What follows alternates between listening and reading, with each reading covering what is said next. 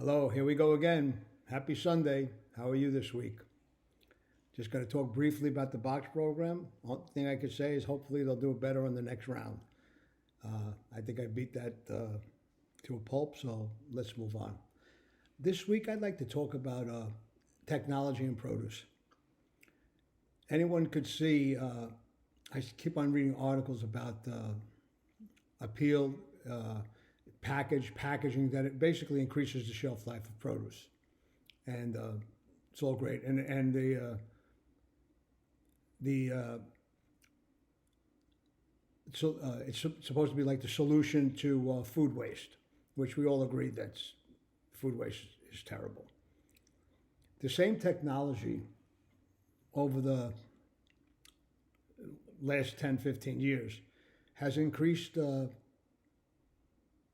production per acre dramatically. So my thoughts are this.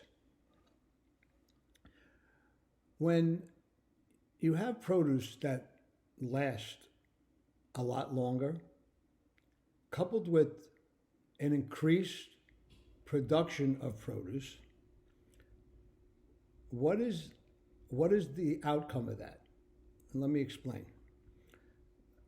You have an avocado that's going to go bad in a week, but now I don't know what Appeal claims it. It's going to go bad in a month.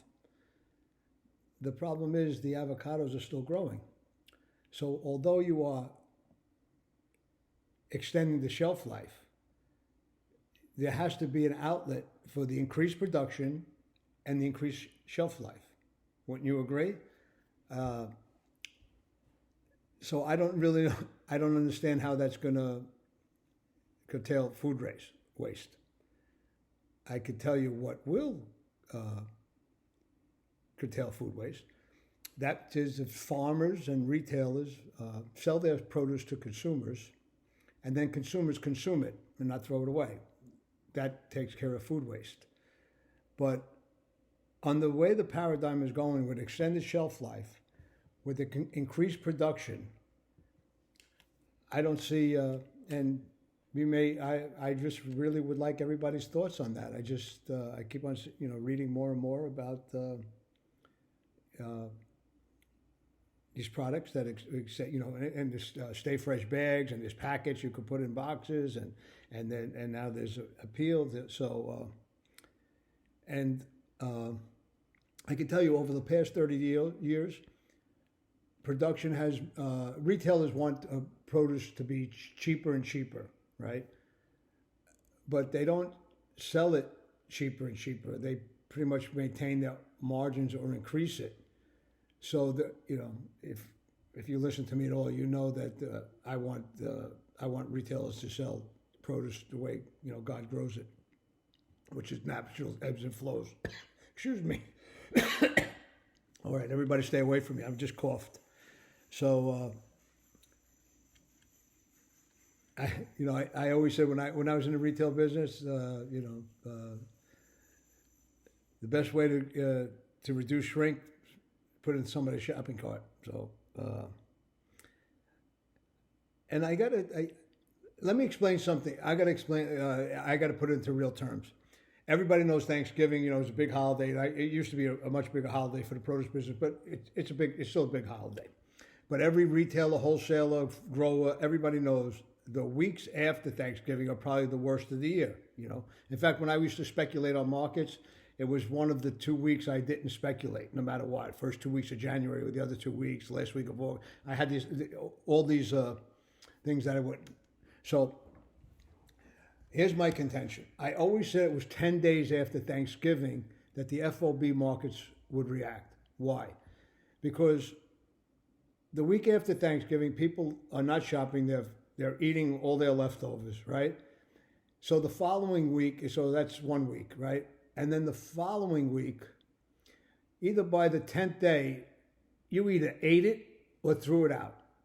And that usually helped the markets kind of like regain a little bit of traction. And then it went into the Christmas holiday and the New Year's holiday, and markets, getting back to what I just said, if all that stuff doesn't go rotten anymore, you're still going to have those lulls without some, promotions. So again, Uh, just a thought, a lot of produce things. I got to talk.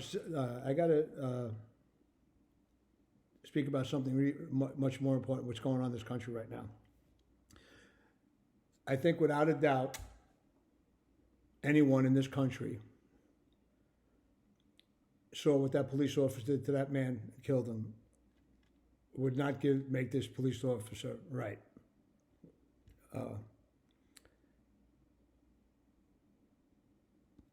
It'd probably be the only time that everybody's kind of like on the same page, from police to citizens, black, white. Again, let me tell you about the Hunts Point Market. Hunts Point Market, I grew up in New York City, probably the most diverse city in the world. But I want to specifically talk about Hunts Point Market, where blacks, whites, and Latinos all get along. When Jews and Arabs get along, we all got along. In fact, I forget what president's election was, but I actually wrote to both candidates and said, listen, you want to see how the world should operate, you should come to the Hunts Point Market, because it would probably make your hair stand up how we talk to each other. Probably not politically correct, but the truth of the matter is we love one another, we like one another, and we are all brothers. And for people, I only say this because being a white male, I didn't get it. Now, I don't think I have a prejudice bone in my body. I've said some mean things in my life, yes. I just told you that we don't talk too nice to each other in the Hunts Point Market, but we love it.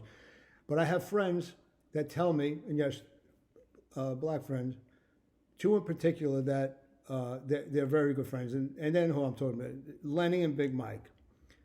Lenny I've known for over 20 years.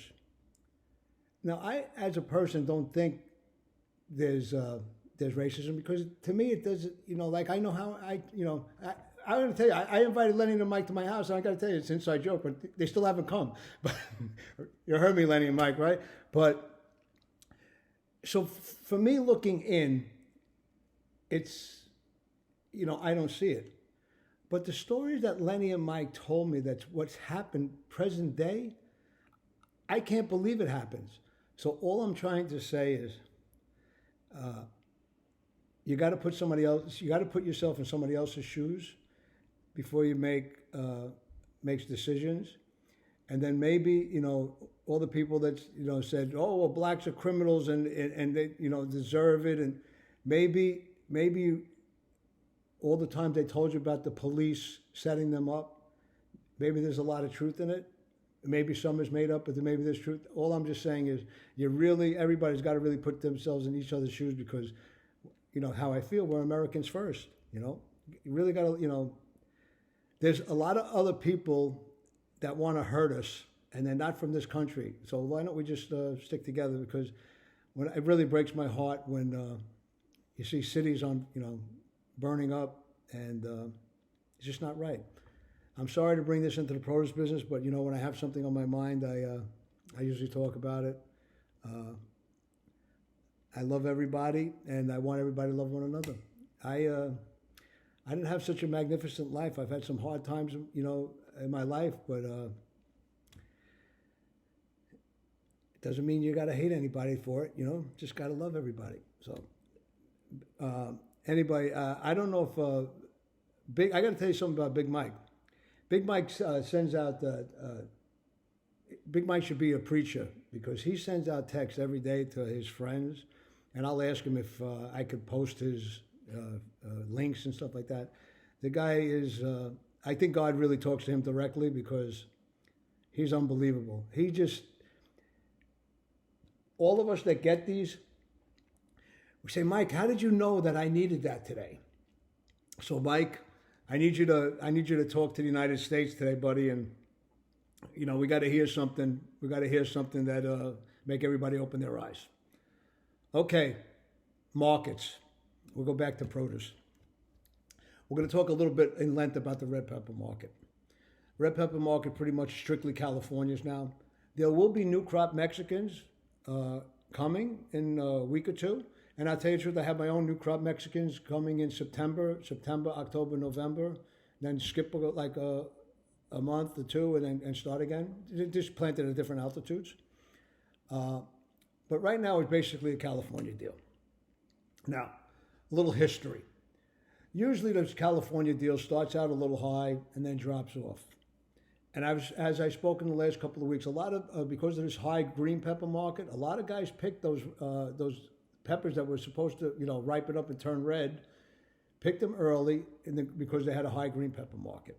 Okay, so last week we saw the market going up, and usually it takes in the second or third week the market comes off because the volume increases.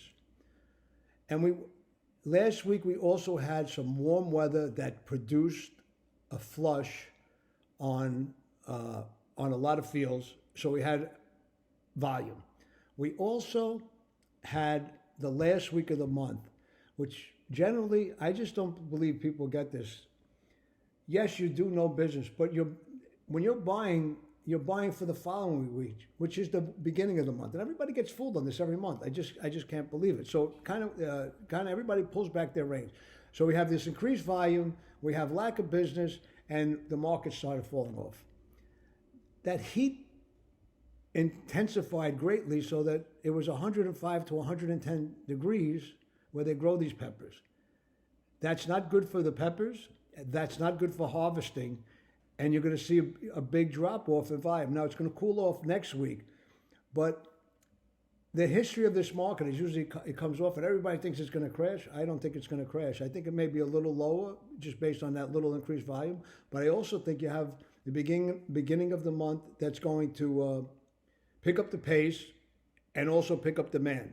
So I'm calling the FOB market. I think it'll settle next. There was $14 business last week, $14 to $18. And I think it's going to settle in the same range going forward. And I think people may be a little surprised that there's not as many peppers as they thought available. Green peppers, that same heat cut production of green peppers out west, and we have some new crop Mexicans, and we also have southern peppers, and basically in the $20 range. And that market seems good. Again, I like demand for the beginning of the month. Beginning of June, hopefully nice weather returns. People start wanting to get outside. That might help. Eggplants is, that market's like, I don't remember a market being this strong for so long, but we do have eggplants out of California. We also have a few in the South, a few in Mexico, but in that $16 to $20 range. No change there. Cukes, $10 to $14 FOB. Excuse me, a pretty good demand. Roma tomatoes. Roma tomatoes. This happens when this happens every year at this when the summer crop. There's this big gap, and this year may be the gap may be a little bigger, but that market, went from the minimum to the maximum in 1 week. Calling it about $16 FOB. The caveat there, you're going to have some new areas starting. Should be this coming week, but 7 to 10 days at the outset. So I would look for that market to come off, but not this week. What else? Squashes, it's pretty much, it's going to be go to the south now or go to different areas. The freight out of the west is going to probably hurt that business unless there are none out of the south. I think they had a lot of rain this week that might help the squash market stabilize. And watermelons, the watermelon's been really tight this year, and that's without hot weather. And now I just spoke to some family in New York. I think it was like 80 degrees today, so. Over 80, I love the watermelon market. 90, I love it. So hot. I start my mangoes in 2 weeks. Saffron Bay, I'll get you pictures. I told you about the red pepper deal. I'm going to have red peppers for this week for all you new customers, old customers. We take care of everybody.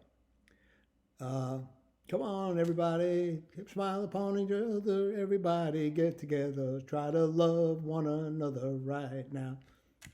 That's my thought for this week. Okay? Yeah, I'm an old guy, so it's an old song. Love you, love the produce business. Take care of each other. We're all in this together. And see you on Wednesday. Take care.